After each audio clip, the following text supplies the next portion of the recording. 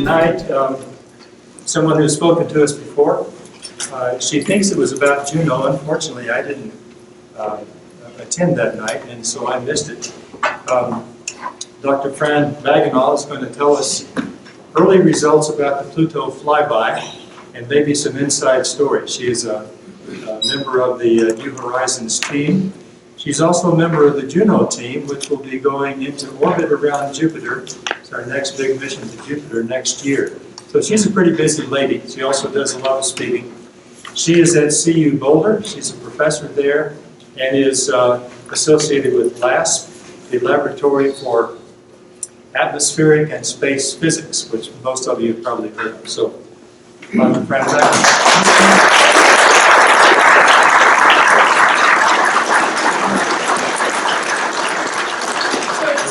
Pleasure to come here to DAS again. I love working with amateur astronomy groups. They're my favorite. And I've done a lot of public talks recently, as you may have seen some of us jumping around and getting excited about New Horizons. But the amateur astronomy groups are always the best.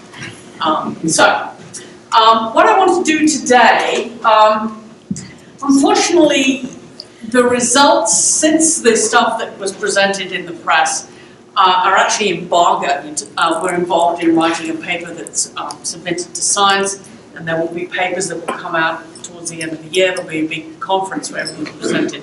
But this is the sort of rule of the way things work. So, but what I really want to give viewers is sort of a big overview of the project and why it's important and how we got there. You'll see a lot of stuff that you maybe seen before, but I'm hoping at the end you can ask your questions, and really this is an opportunity to ask those questions. So I want to start off and set the big picture of Pluto, because what's really interesting in many ways is that this object that is so far away from the Sun, it orbits the Sun every 248 years, and so since its discovery back in let's see whether I like using this or whether I want to use a different one. Oh, no, it works, great, yeah.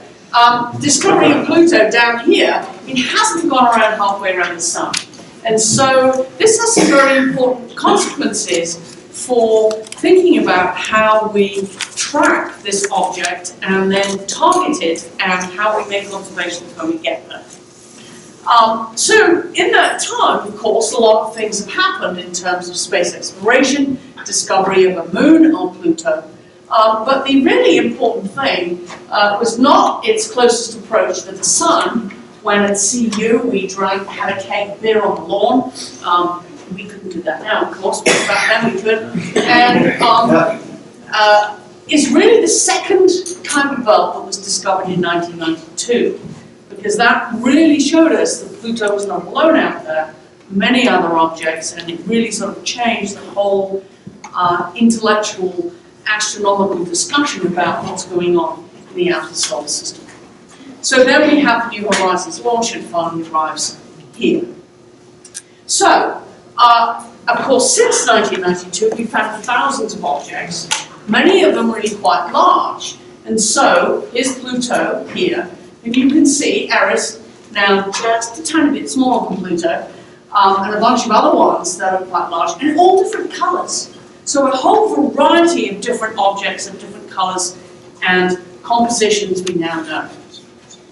So here is a really cool movie that was made by Alex Parker at Southwest Research in Boulder, Institute in Boulder. He put together this movie, a time lapse, so of course we have Pluto, the big one here. A few other big ones have been discovered, but it shows you, since 1992, how these things were detected and how they cover this whole region between the orbit of Neptune at 30 times the distance between the Earth and the Sun, and about 50 or 70 times that distance. And you see there are a few bigger ones, and also you'll see that when we look on the side, that they're tilted, the orbits are tilted, they're scattered out of the plane of the ecliptic.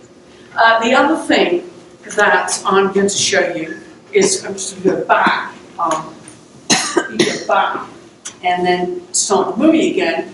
I want you to won't go all the way through it, but you'll begin to see that there's a place where we see very few kinds of objects. You can see there's a whole bunch over here. And so actually in the direction where Pluto is, over here, we see a lack of objects. Similarly over here, there's a lack of objects. And this has important consequences, as I'll come to at the end of the talk. Okay, so let's talk about some very specific ones that we have. These are ones that have interesting, nice names: Miki Meki, Umea, Sedna, Kwawa, and so on. Some of them are quite white, some of them are all sorts of different colours. And you'll see for scale here, this is in miles and kilometres, but perhaps more useful would be to look at the largest asteroid belt series, which NASA's Dawn spacecraft took this lovely picture. And so you can see these really are quite large objects. And to be round, you need to be larger than Texas, is my and so that's basically about 500 miles across. Okay, so here's Pluto and Charon relative to the US. So you can see that when we compare with the Moon, these are relatively small compared with the Moon, but still large enough to be substantial round spherical objects. So of course, this is the distance between the objects and relative sizes, Pluto and Charon. The center of mass is about here. I'll show you how that works in a minute, but for scale is the Earth, okay? So you can get a sense of how far away they are and how big they are, or in fact how small they are, depending on how you want to see it. Now this is a really interesting, to show that these are spin phase locked. We're both spinning every 6.4 days and orbiting each other in 6.4 days. So I made this movie and put these colored objects, people here. So think about it. The blue people look up at the sky and they always see the other object there, right? In the same place in the sky. So if you were on Pluto and looking at the moon Charon in the sky, you would be seeing an object that is in fact about 3 fingers in size in the sky. And if you were on Charon looking at Pluto, you would always be seeing an object that's about the size of your fist. Isn't that cool? Just think about what it would be like. Now, even more cool is to think about the fact, what if you were a red person? You would never see the other object, right? So I want someone to write a science fiction story about that. Okay. Okay. So this is the best we could do before New Horizons, the best from Hubble, the best from the ground, and really very limited. You can see blotches of black stuff, blotches of white stuff, blotches of reddish stuff. Isn't this kind of interesting now, having seen the pictures and what it really looks like? You know, what we knew back then. Right? It's very little. Okay, we also knew about the temperature. It's about density was roughly 50-50 rock and ice, and the temperatures were whatever temperature system you want to use. It's bloody cold. So it's ice and very solid, and at these temperatures, water, ice is really like rock, as you would see. So our only example before was Voyager. It's a flyby of Neptune's moon Triton. We are pretty certain that this moon was captured by Neptune, possibly formed in the same region as Pluto. It's about the same size as Pluto. We think it's captured because it's retrograde, not orbiting in the same direction. The spin is all the planets, but the other way around. And when we look at the surface, we see some very interesting geological features of ice that's been evaporated and melted and moved around and so on and so forth, and seemed very strange at the time. And in particular, there was a lot of attention drawn at the time of Voyager to these black plumes of stuff that was coming out of these vents in smokestacks, and everybody was completely perplexed as to where this stuff came from and what was going on. We're still pretty perplexed about what's going on. But this was the best we could do in terms of a flyby of an object that was analogous to what we think Pluto might be at the time. Now, we did have some evidence of an atmosphere because we, back in 1988, using a telescope on the Kuiper Anemometer telescope, we could look out at Pluto and watch a star go behind. So this stellar occultation allowed us to measure the blinking out of the star. And what happened is that instead of having a sharp turn off and turn back on, it was a gradual turn off and come back on, which tells us that there's some kind of atmosphere. So we've known about this atmosphere for quite some time, and that the pressure is microbars, so a millionth of the pressure in this room, and the temperature is about 50 Kelvin. So the same, those very cold temperatures, minus 40 Fahrenheit, more or less. Okay, so we knew there was an atmosphere, and models of this atmosphere suggested that because of the weak gravity, the atmosphere was very extensive, so the atmosphere was not being held down onto Pluto and was in fact escaping. This was our hypothesis, and we thought that there would be something like 500 tons a day being lost from the surface of Pluto and escaping out into space.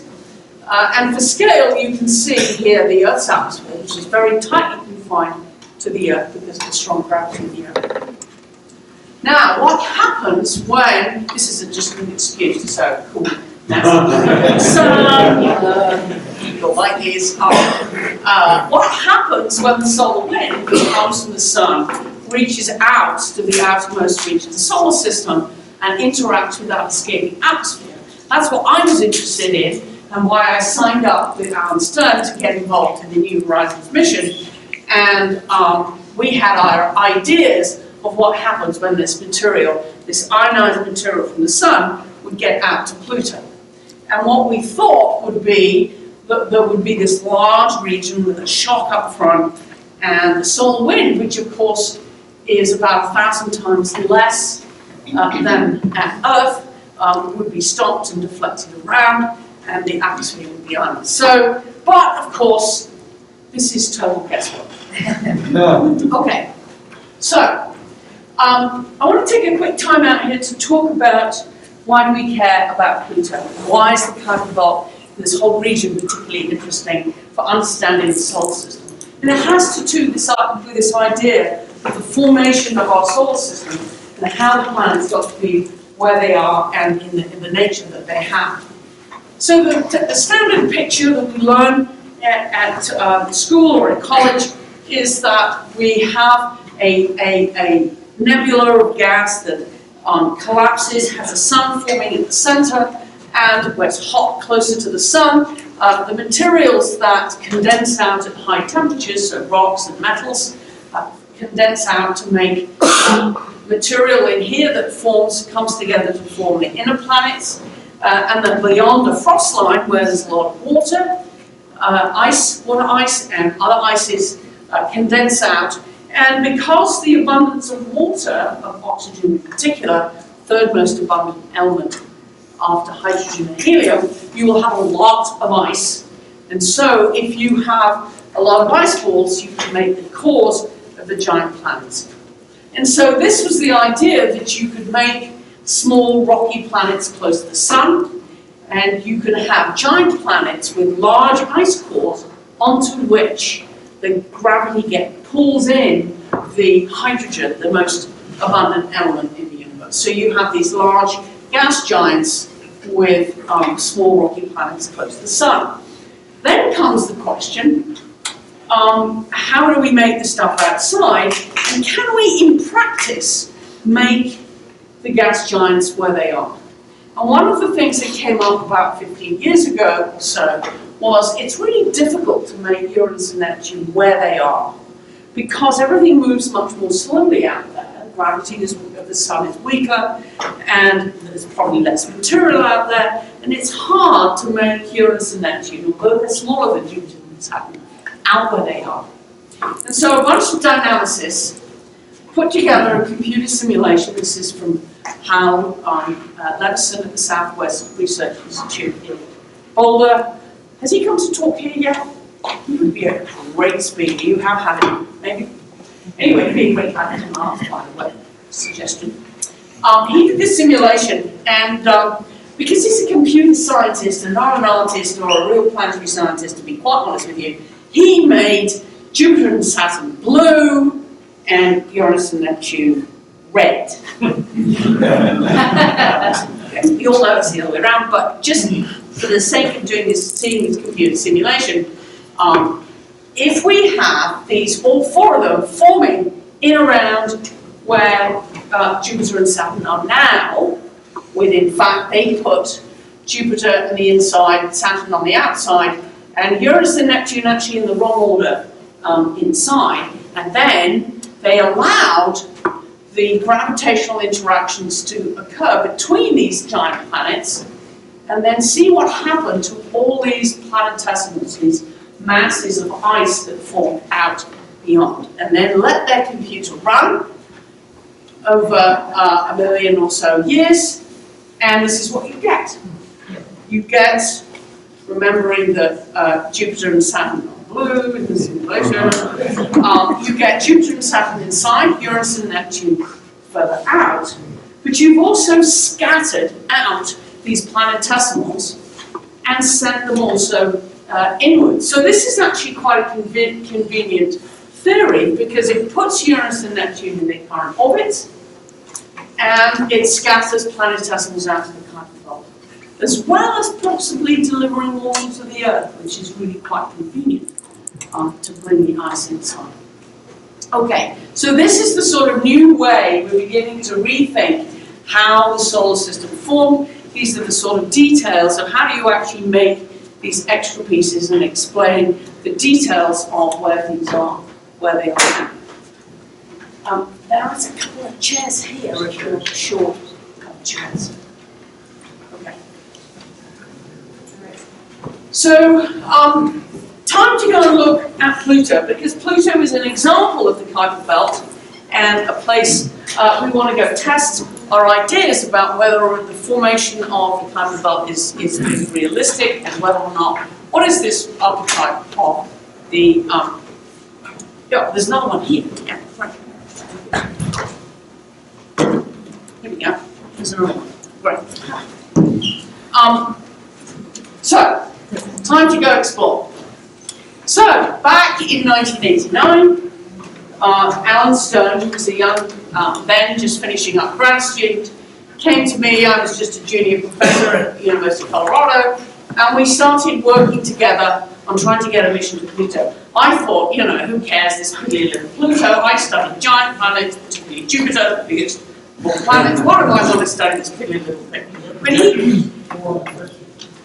Sorry? Oh, no. It's blinking. It's blinking. What does that mean? It's got overheated? You got 3 seconds to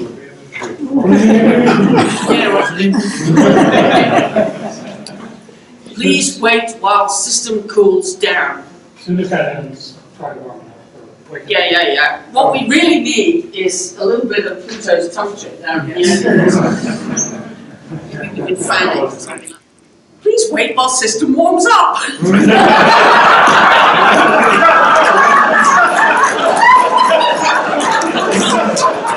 Oh, brilliant. Okay.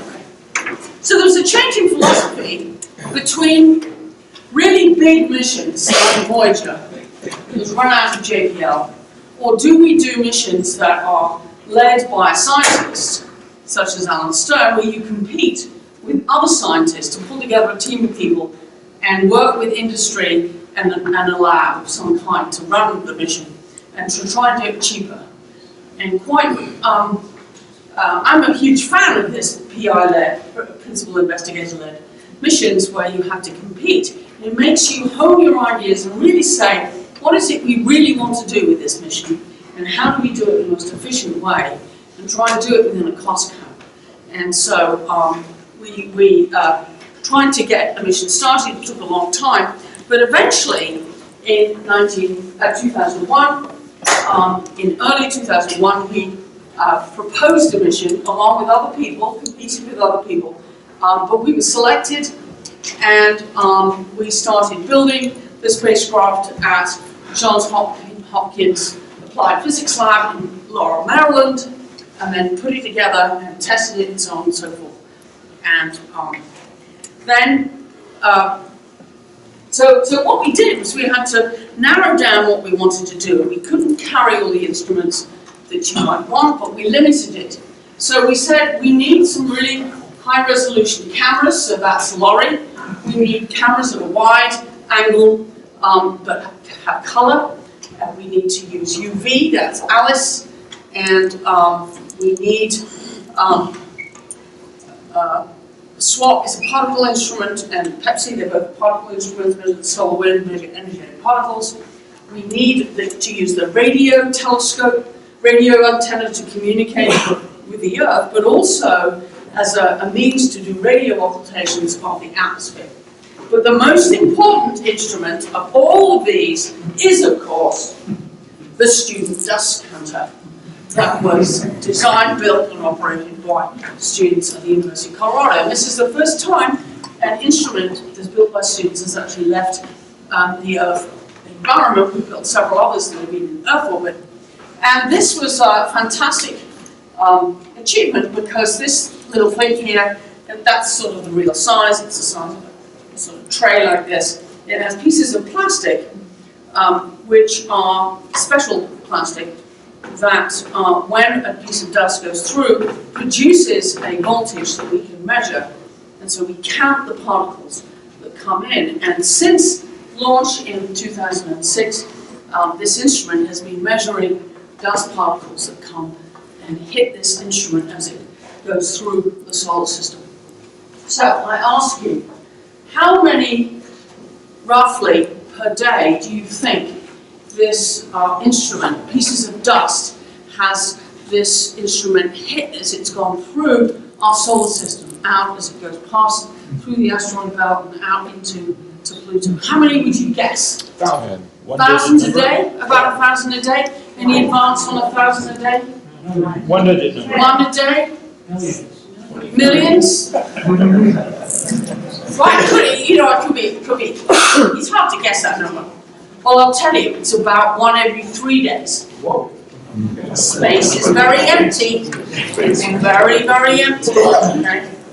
Now, this material is actually made by the grinding up of Kuiper belt objects out in the outermost part of the solar system, and because of the drag that they experience, actually due to the solar photons that they collide with, they come inwards and dump into the sun about 6 tons a day of material that come and hits the sun. There's not a lot of material, but this was detected, and we now know the distribution and where it comes from, and so on, from measuring it with this student dust counter.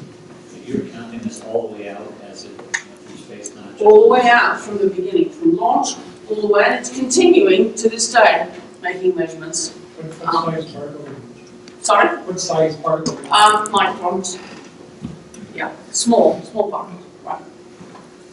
Yeah. How big is the detector that's detecting the dust? It's about that actual size, so it's, it's this size, so each piece is, the size of a phone. Okay? It's about 12. Okay, so eventually we put the spacecraft on the top of a big rocket.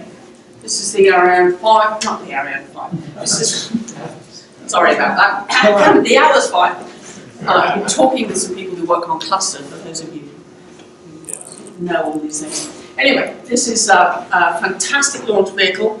Has the 5 solid rocket boosters and huge mid-engine, and the biggest thing we could use, and send it off as fast as we could.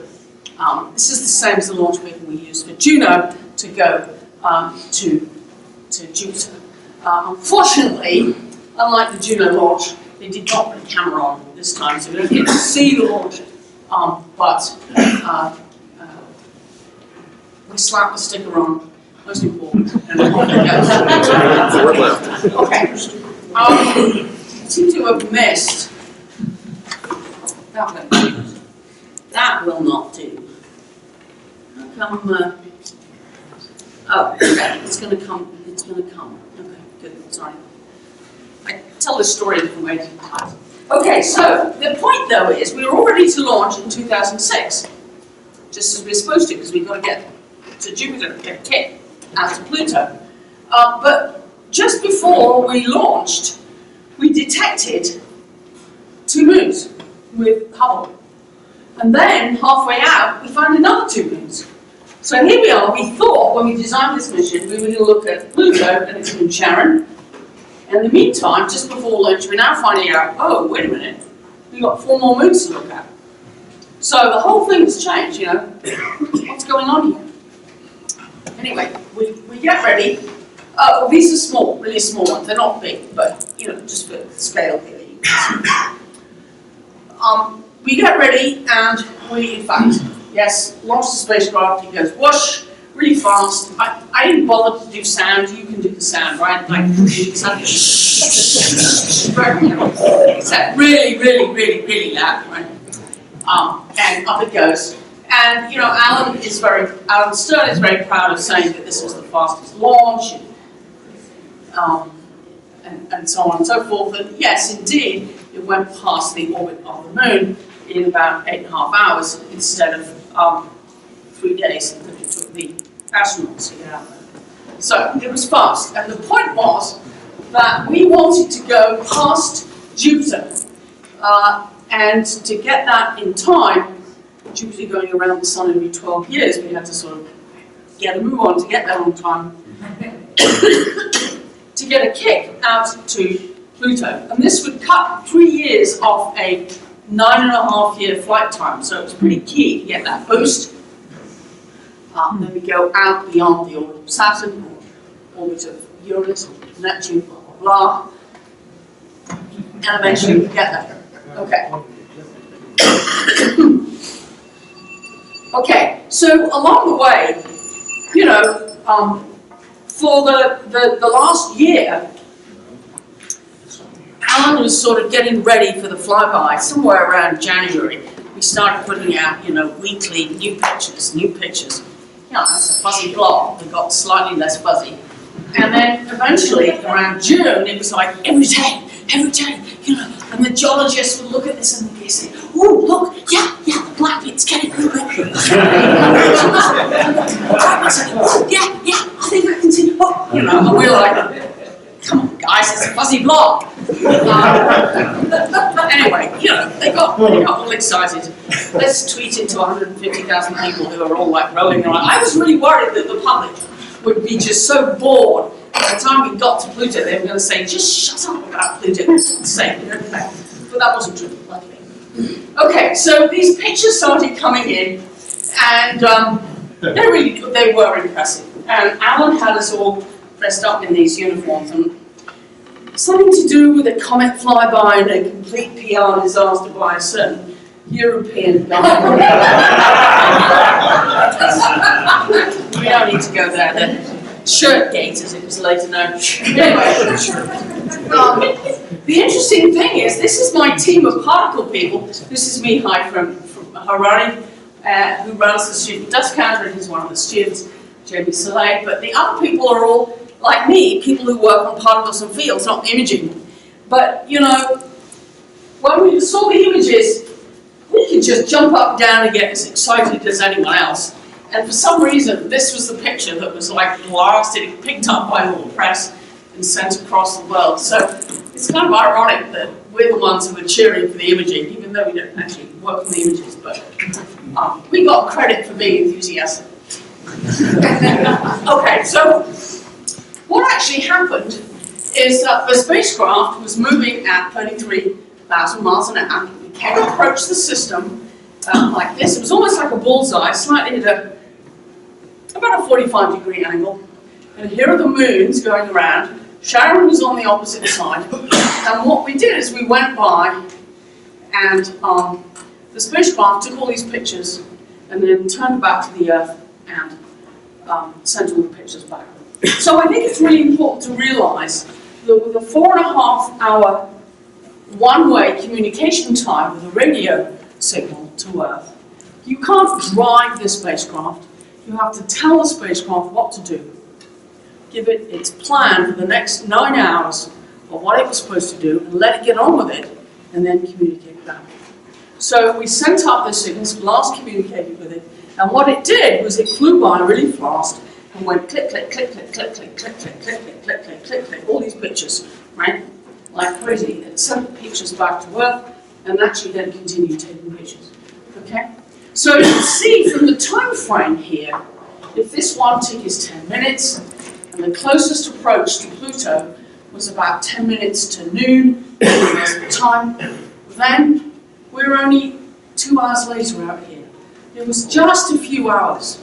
So 9.5 years and just a couple of hours of data. But in that couple of hours it took a couple of thousand pictures, which we will eventually get back. But in the meantime, you know, we are sitting there at the Applied Physics Lab waiting for the pictures to come back. We can't talk to the spacecraft. The spacecraft's not talking to us. We have nothing to do but talk to the press and walk around and go, I don't know what's going on. Anyway, one of the things they did was one of the press ideas was to get all the women from the team together and take a picture. And I believe this was tweeted out around the world. And Michelle Obama took great interest in the fact that, yes, this is a really impressive group of women involved with the New Horizons team, unlike the team, the Voyager team, where I started working at the Jupiter encounter back in 1979, when you could probably count the number of women in this role on one hand. So things really have changed in that time, and the women are playing a really major role on this mission. So a lot of young people too, which is great. And then of course we also had a lot of hoopla, and it brought in the press, and you know, various people like Stephen Colbert and Chamberlin, Neil deGrasse Tyson, and all this was, I mean, all this public hoopla was this sort of celebration of Pluto while we were waiting for the data to come up.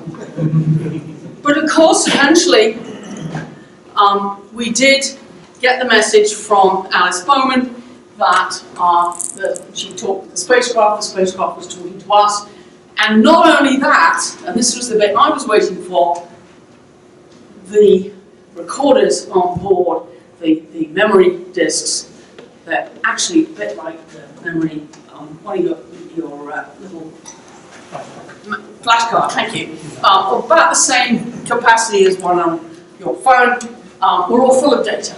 And at that point, of course, we went crazy. I think apparently I jumped about 3 feet in the air. But this picture went around the world, which is great. I can be enthusiastic, and yes, I can go nuts, because I've waited a long time for these days.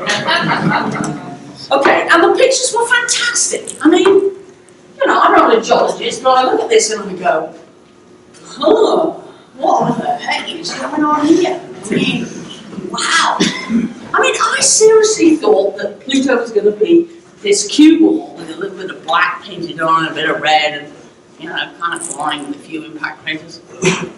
Oh no.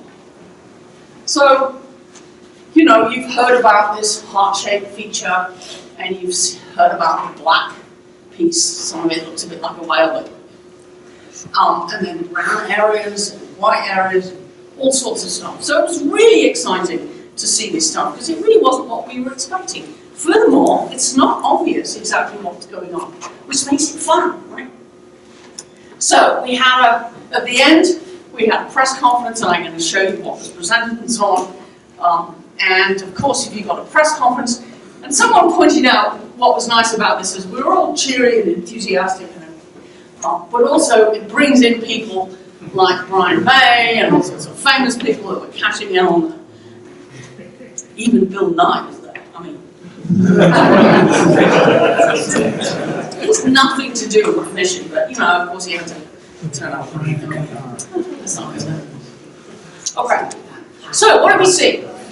Pluto. Now, we saw Pluto, indeed. So when we flew by, we had tried to get there. One of the urgencies of getting to Pluto is that because it's sort of tipped on its side, we wanted to get there while as much of the planet gets illuminated at some point in its spin, in the day.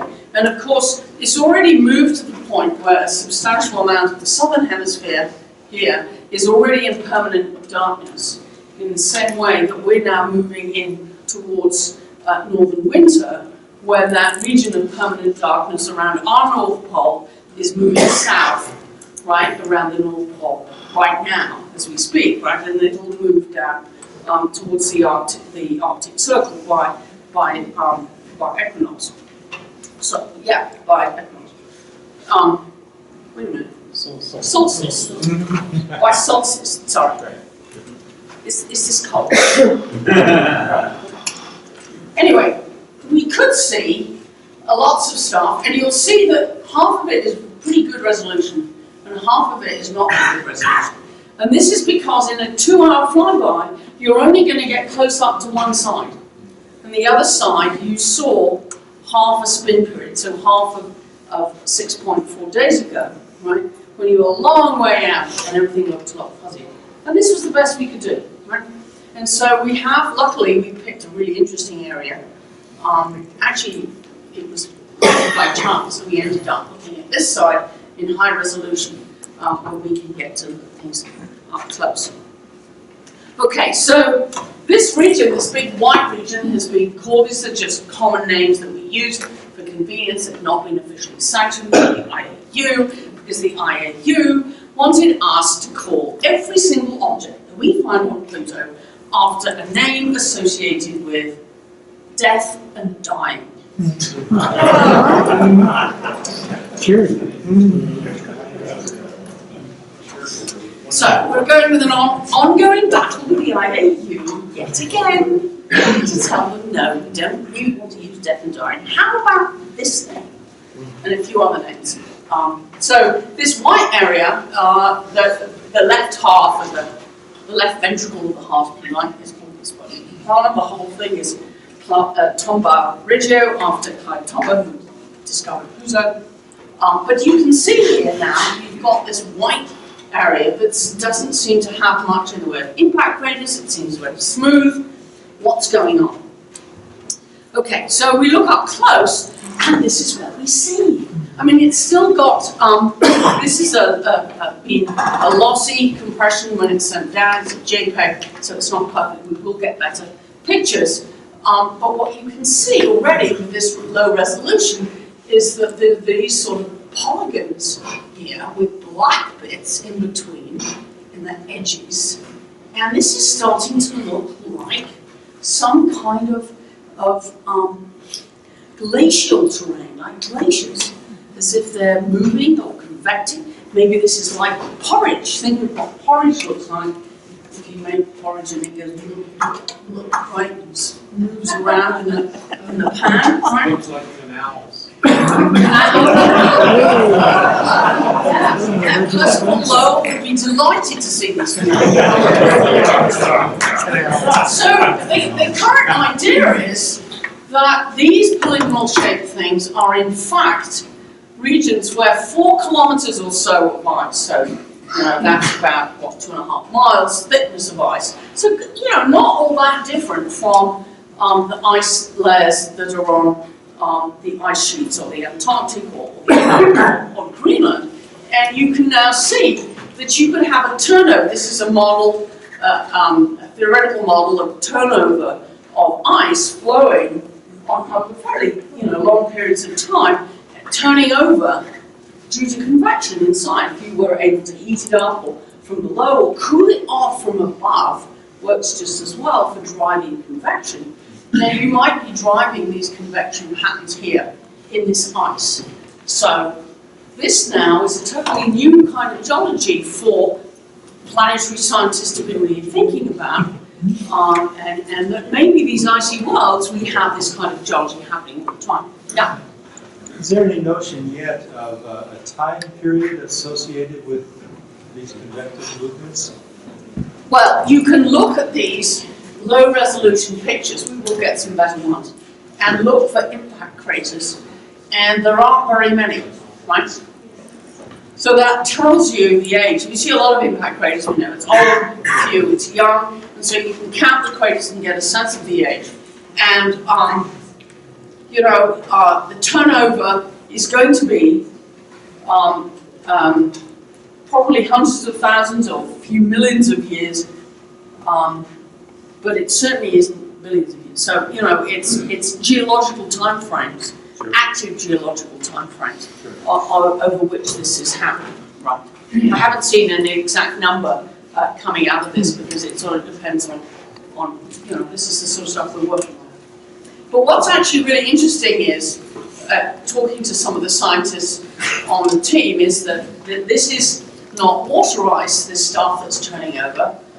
We think this is nitrogen ice, right? So nitrogen ice turns out to be frozen at these temperatures, but it's also its viscosity, its ability to flow, varies quite substantially with temperature. So you warm it up a little bit and it flows a lot easier. Cool it down and it stops flowing. And so that huge sensitivity to temperature of its viscosity may allow it to form these structures, and a little bit of heat would allow it to flow. So where does the heat come from? Who knows? I mean, it could be left over from a splatter that produced this feature. That's my guess.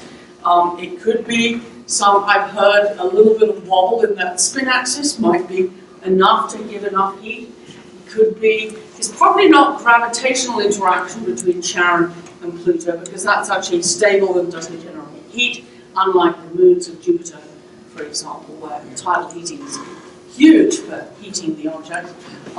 You know, this is the sort of thing that people are thinking about and trying to work out how much heat do you need to generate this sort of activity. But what's interesting is you can also see this black stuff, and we'll come back to the black stuff in a second, seems to be accumulating at the intersection where the stuff's coming together and coming down. So it's as if that's the scum or the pieces of dirt that get caught up, or the chunks of meat and vegetables in your soup that you're throwing up. I like food in animals. So let's look at a few more features. There are ice mountains. So LORRI Montes, here is an example, Norgay, and other areas here that are temporarily named after our favourite characters. But these mountains are made out of water, and they're quite high. They can be as high as 11,000 feet, something like sort of altitude features we see when we look out at the Rockies. And this is water ice. There's not rock. The rock is about 200 kilometers down underneath this thick layer of ice that's above. And so what we're seeing is the darker terrain seems to be more impact cratered, suggesting it's older, but there are places where the impact craters are filled in with this ice. And so it's clear that the ice is either snowing out, probably not raining, snowing out to fill up these features. But then there are other areas where it seems that the ice is in fact flowing. There are other places where we see pieces sticking up. These seem to be sort of like icebergs, and the analogy has been used as a Nunataq, which is where a piece of rock sticks up through the ice, I guess, in Antarctic and Arctic regions. This is a terrestrial example. So this is the sort of thing we may be seeing on Pluto, but instead of having rock here, we've got water ice in the case of Pluto, with the surrounding material being nitrogen ice. So here's an example of ice flow. You can actually see the flow going around. These are things that are sticking up. So this is active geology happening on geological time frames, probably of, say, a million years or a few.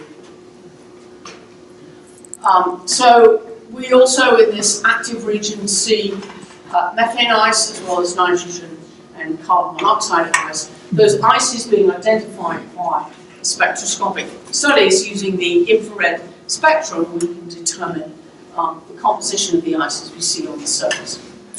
Okay, so now comes the question, what's the brown gunk? Now, if this was a Europa, I might say whale poop, but I don't think it is whale poop. Way too cold. But and the thickness of the ice is really thick, so it's probably not material that's been spewed out from below. We have not seen any geysers yet. We've looked for geysers, but we've not seen them. So this looks as if it is black stuff that's painted onto the surface.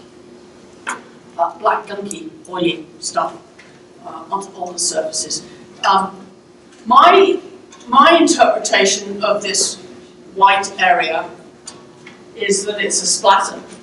I'm not a geologist, and I haven't had this argument with my geology friends, but my suspicion is that this is material that's just got hit by a small Kuiper object, and that ice is relatively fresh, and it's been sitting there maybe for a few million years and has been turning over, causing all the geological activity that you see around there. Okay, so what about Charon? Charon, this moon that's half the size of Pluto, it seems to have geology too. It has a north polar region that is darker, which we don't understand where that dark material came from.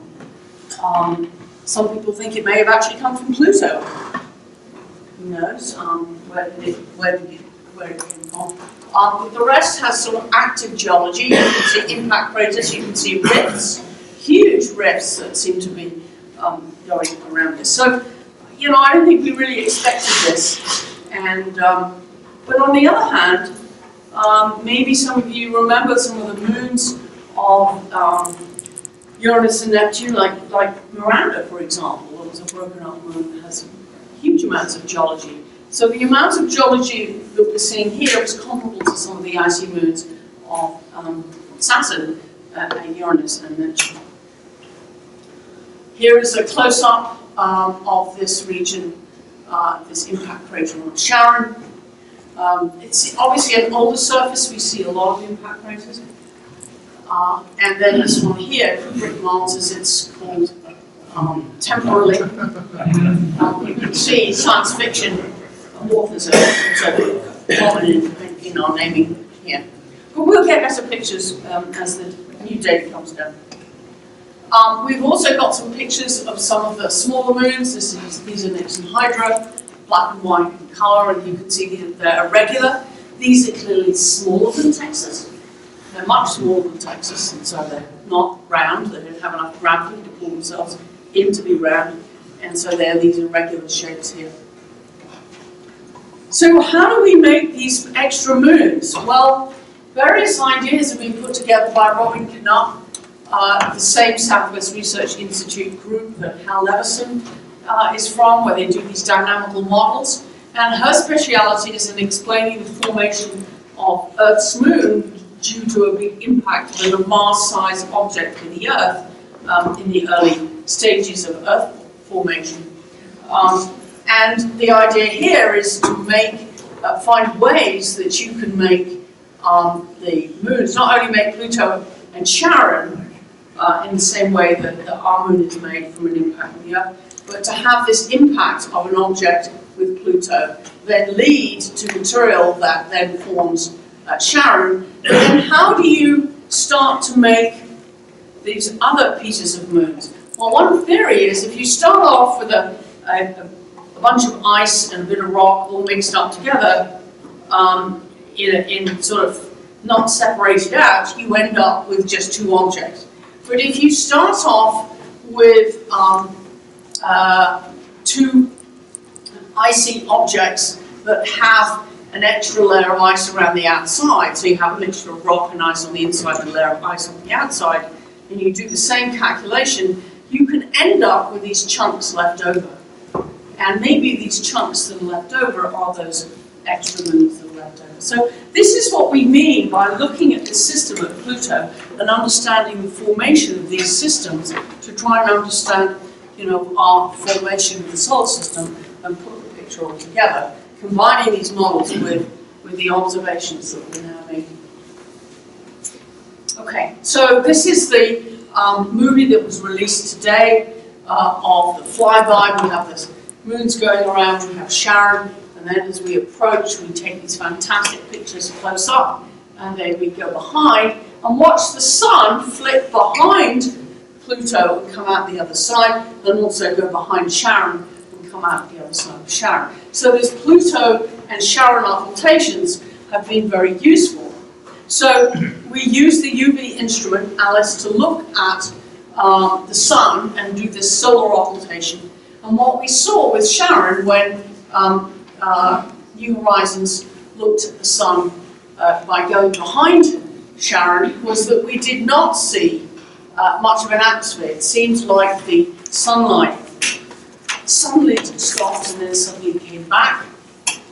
So probably no atmosphere on Charon. But when we look at Pluto, there's a substantial atmosphere. And so what we see is the atmosphere turning off and then coming back off. But look at the scale of this. This is a really large point. You can see the scale. It's several radii of Pluto that the extended atmosphere is. So it's consistent with this idea that Pluto's gravity is weak and the atmosphere escapes and moves away. So they detected some hazes by using this technique, and these hazes tell us something that's really important. What we think is happening here is that methane in the atmosphere absorbs sunlight, and we all know this because it's a strong greenhouse gas. It absorbs UV light, it also absorbs infrared light. But when it absorbs UV light, it breaks up and then reforms things like acetylene and ethylene. So hydrocarbons that then form together, to clump together, to make this, these complex hydrocarbons, which we call flowlins. This is something that Carl Sagan made. We don't really know why he called them flowlins, but this is the commonly used term, which is basically the brown gunk. Right? So what's happening is this material is formed by photochemistry in the atmosphere, rains down and covers the surface with brown, black, oily, yucky stuff, flowlins. And so the old surface of Pluto, black, has been covered with this stuff over billions and billions, to use the same phrase, years to make this dark area with hydrocarbons. Now these are not bugs, it's not sophisticated, life, but these are precursors of, life materials. They could have been carried elsewhere in the solar system and later formed life and so on. But it's an indication of this photochemistry that's happening in the atmosphere, affecting the surface in the dark regions. It rains out to make the star. Okay, so I was interested in the solar wind interaction with Pluto, and at the same time there was a big study of this rubber ducky comet, otherwise known as comet, Russian name that I can't pronounce, CG 67P, and Alan Stern said, you mustn't call Pluto a comet. You mustn't call Pluto a comet because people will think that it's this size. So I took this picture of me with an exercise ball and a grain of sand, grain of rice, to show everybody. See, they're very different things in size. Pluto, of course, is much bigger.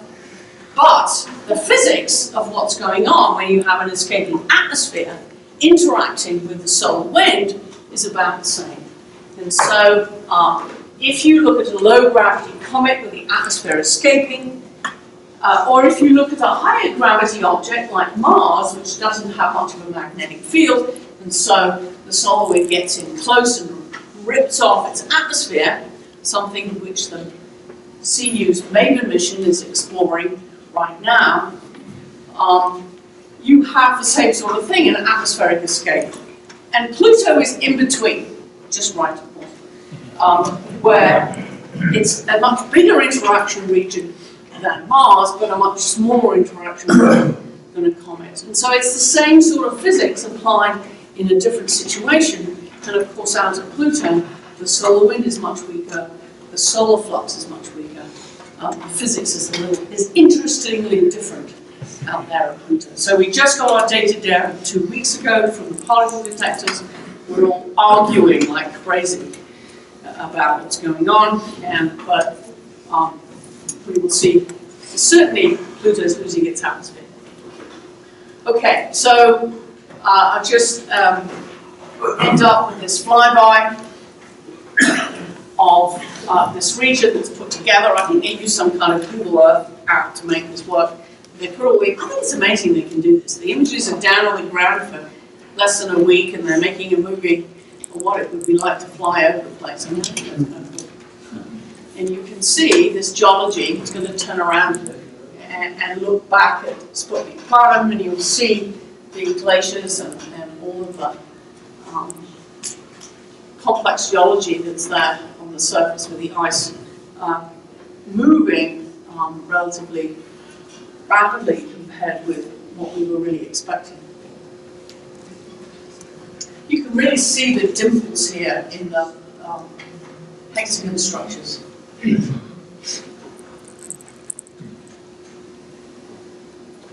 Okay, so now we have to think about what's next. And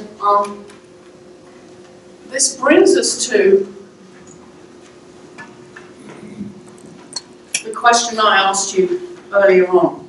We're going to fly out through the Kuiper belt, and we need to find another object to fly by with a bit of luck that's relatively close. We have enough power to change the trajectory by 2 degrees, right? So 1 degree per finger held up at distance, right? So we can move the trajectory about this much of the spacecraft. So we've got to find a Kuiper belt that's in that direction. Do you remember the movie I showed you at the beginning, where we detected all of those Kuiper belt objects? And I said, in the direction of Pluto and in the opposite direction, there appear to be very few Kuiper belt objects. Okay, anybody have an idea why there are very few Kuiper belt objects in those directions? Something else is in that direction. Those of you who know the night sky, maybe tried to look at Pluto. In what direction is Pluto right now? Sagittarius, which is in the direction of the Milky Way. So if you're looking for Kuiper belt objects that are moving objects relative to the background stars, is difficult when there's a gazillion stars in that direction. Okay. So looking in the Milky Way direction is really hard to find objects. And we couldn't find a second target for a long time. We had to use all sorts of big telescopes from around the world and also Hubble. We eventually found one target, or a couple of targets. And today it was announced that we're going to go and try this one, creatively called Potential Target 2. Actually, I think maybe one. And I think we probably will be more like January of 2019 that we found. It was announced today. This is the sort of size. So for comparison, this is Pluto, the exercise ball. This is Comet CG, which is the rice. These are rice. And then this is PT1, which relative to the size of, gives you a sense of the size relative to the New England. But this is the picture they released today. It's not a picture, this is an artist's image. It's totally fake. They have no idea what this looks like. But, they try to make it look interesting. Who knows? They'll be totally wrong. It'll be completely different. They have no idea. But it was announced today. I think NASA has approved going on to look at this, which is great news. Okay. So, there we are. What a ride, huh? Thank you very much.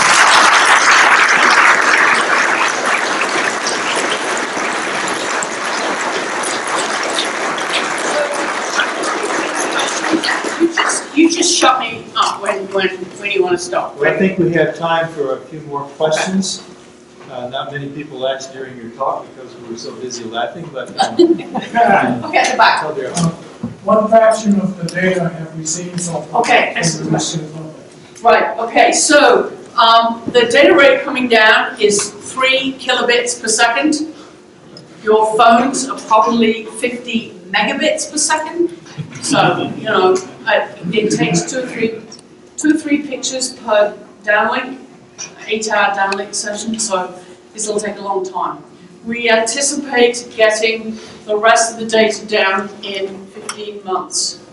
It's the current estimate of how long it will take to get it all down. The total amount that's down is a few percent, maybe 5%. So a lot of it will be more detailed stuff or repeat stuff. And the other point is, let me just make this point, we had to take a lot of extra pictures. Remember, we have only been around Pluto halfway. We know where it is in the sky, in that sort of, in the sky that way. But we didn't know very well how far away it was. We didn't know initially when we launched how far away it was to about a diameter. We actually, when we got there, it was a fraction of the diameter because we'd been making better measurements. But imagine you're telling the spacecraft to take a bunch of observations and then send the data back. So you had to sort of like scan, knowing that a lot of that might be in black space, but you didn't really know where the target was. Okay. And so some of those pictures we may not send back, the black ones. Okay, yeah. Your explanation of the data transmission seemed to suggest that it stops at some point. Does it stop to recharge, or does it stop to? No. What happens is the source of energy is the radioisotope, is plutonium, not the blonde plutonium, the nice plutonium. Well, it's not that nice. It's still pretty nasty, but you know, just make bombs. And that radioactivity decay is something like an 86-year half-life, so it'll keep going for a long time. So it's got a source of power. It's only 200 watts, so not a lot of power. But the issue is that we have to use the deep space network, big dishes. There's 3 big dishes on the Earth. So as the Earth spins and it communicates back, we do one dish and the next dish and the third dish. They take it in turns. And so, yeah, we continue. After it had stopped gathering data, then it can sort of start sending the data back pretty much continuously. But we'll have to stop sending the data back when we change our trajectory to get to the next object. So, you know, it's staged. Is there some signal that tells it to shut up when the Earth is rotating out of? Oh yeah, I mean, very carefully pre-programmed, carefully practiced routines about do this, do that, do the other. You know, it's been practiced a lot of times. So, you know, it's pretty well behaved. It did have a glitch just before, but we just turned on the on button and turned it off again. Okay, the back there, yeah? How do we know that the mountains we saw are made out of ice and not, for example, like rock covered with ice? Okay, so the density of this object is about 2 grams per cc, so twice the density of water. And so that means that it's probably about half rock, half ice. An object that size has enough heat from formation and heat from radioactivity to melt. So the rock sinks to the center and the ice collects on the outside. So you've got a thick layer of ice, 200-300 kilometers of ice on the outside. And so that really probably is not rock. Now, you could have some rock coming in, hitting from the outside. So the reason why we think it's ice is because it probably isn't rock. And also, at those temperatures, it's really, ice really is very solid. Okay? So it's a sort of combination of factors. Okay, over here. Yeah? How much storage is on New Horizons and how much data was generated throughout the I think it's about 50 gig. I think that's the number. Yeah, so, you know, you can get a flash drive with that now, right? But remember that this spacecraft, you know, was built in 2001, right? And so, put together a 50 gig flash drive back then. Yeah. If you had not gone to the Jupiter gravity assist, Yeah. the spacecraft would be shooting by Pluto slower, I assume. Would that have given you a better opportunity to get more detailed images or more of the surface area, although we have to wait an additional 3 years for it? Yeah, that's a trade, you know, usual story. But then we would have had more go into darkness, right? So, you know, it's always a trade. Yeah, good point. Yeah. So if Rhea was part of the original formation of Pluto, do they have theories now what the pink color is there? Oh, the pink stuff? Right, so, you mean around the pole where it seems to be a little bit pinkish? Yeah, and the little chunk of ice Rhea. Right. So I think what's happening is there's certainly seasonal flow of ice from one side to the other, and then in the process of the ice going from one side to the other, right, from the seasonal changes from northern hemisphere, southern hemisphere, as the ice evaporates in summer and then deposits in winter. You're also raining out some of the photochemical materials. So the stuff that has seasonal changes, it's not as dark, it hasn't accumulated over millions and millions of years, you know, and so really I think the pink stuff is just lower concentrations of this browny hydrocarbon stuff that's coming off out of the atmosphere. Yeah. What New Horizons went on the backside. What about those particle sensors? You're talking about how the atmosphere, you think that it's losing its atmosphere. Right. Was there an increase in the amount of particles as it went on the other side of the solar wind? Right, so what we saw upstream was solar wind, and then we were expecting, that total guesswork cartoon had this interaction region that was out beyond the orbits of all the satellites and so on. And so we were predicting anywhere from 100 to 1,000 Pluto radii. In practice, what we're seeing is the scale of the interaction is down in near the upper layers of the atmosphere, so just a few Pluto radii, maybe 5 or 6 or something like that. And it's much more concentrated, but it does seem to have a tail behind, which is probably nitrogen, atmospheric nitrogen that's escaped and become ionized and is being carried away by the solar wind. In a comet, though Alan is much bigger than a comet. Yes. Physics is the same, but on a bigger scale. Yeah. So you were saying that with all the flow from the nitrogen ice, in addition to all the snow that's happening on the planet, you guys were able to analyze the heart-shaped object that everybody definitely loves. So is it just that we happened to catch it at a time where that shape was prevalent in that the surface appearance changes very often? Yeah, so if we came back half a year later, would it be some other shape, like a fist or a waving goodbye? So, I don't know, just to use another part of the human anatomy. The time scale is probably longer than a season for the formation of the heart, right? So that's probably on geological time, because you're seeing retreat of the glaciers that seem to happen in the summer, and you're seeing places where the glaciers are extending south and so on.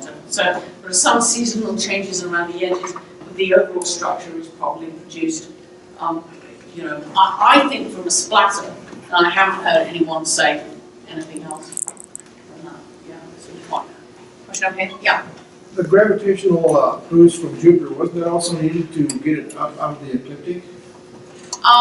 Where is Jupiter? Is it above or below? Jupiter is right in the ecliptic, whereas Pluto is indeed a little bit out. Yeah, so we did use, and we used that a little bit to get, good point. It's not very far, it's just a few degrees. And when you're going from 5 astronomical units to 30, it doesn't take much of a tilt to get it there. Right, yeah, good point. Yeah. Yep. Does Pluto have the greatest eccentricity of all the dragons on that? Ooh, I don't think it does actually. No, in fact, there's Sedna and now a few other objects that have more eccentric and go much further out, like I think 300 or something. Mike Brown, I actually met up with Mike Brown, and he was like, "Oh, Pluto's not a planet." Oh, yes, it is. Oh, but it's not. Yeah. With him last week, and he says that he's found a few more Sedna objects out there. Go inside the orbit of Neptune? I don't know how close they come in, but they go a lot further out. So no, there are other objects that are having more eccentric orbits. Yeah. Sedna has, I've heard of Sedna, I believe, has a total period of something like 10,000 years. Yes, because it goes out to 300 AU. It's quite a large orbit. He's finding a few other ones. And we happen to notice it now because it's near Charon. Right. Yes, but there are other objects that are out there, and he's got some interesting new things, ideas that. So watch that space, because there'll be some interesting stuff there. Yeah.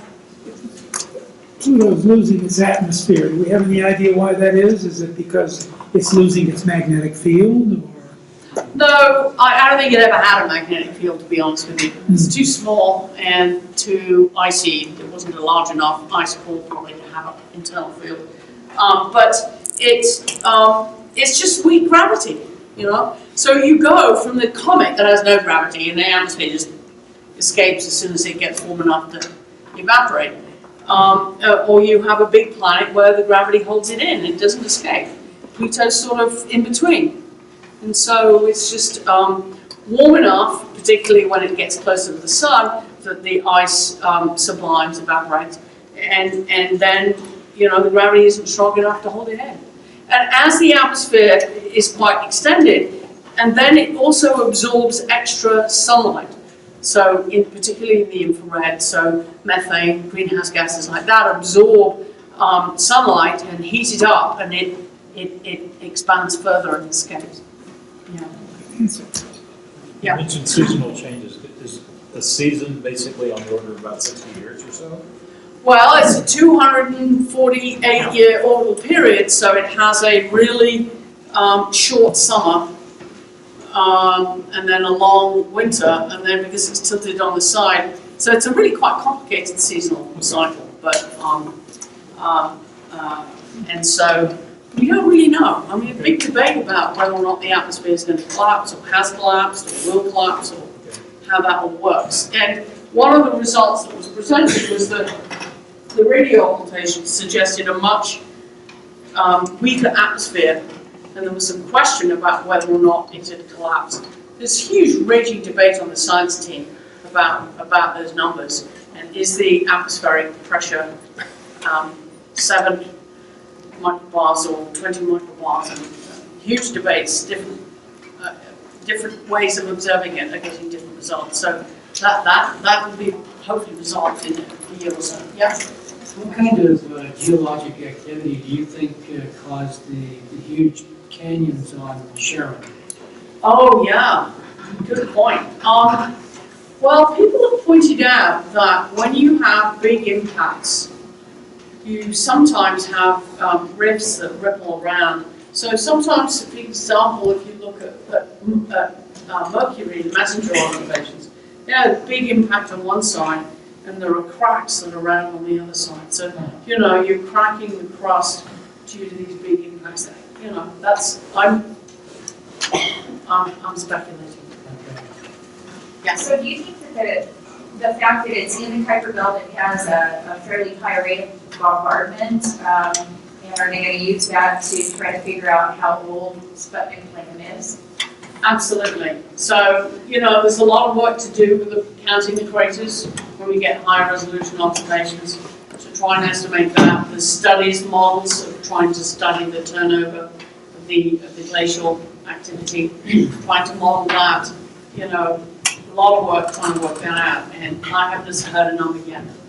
You were mentioning you're going to have better image data, not JPEGs. Beyond resolution, are you going to have a greater bit depth, more shades of gray? I suspect so.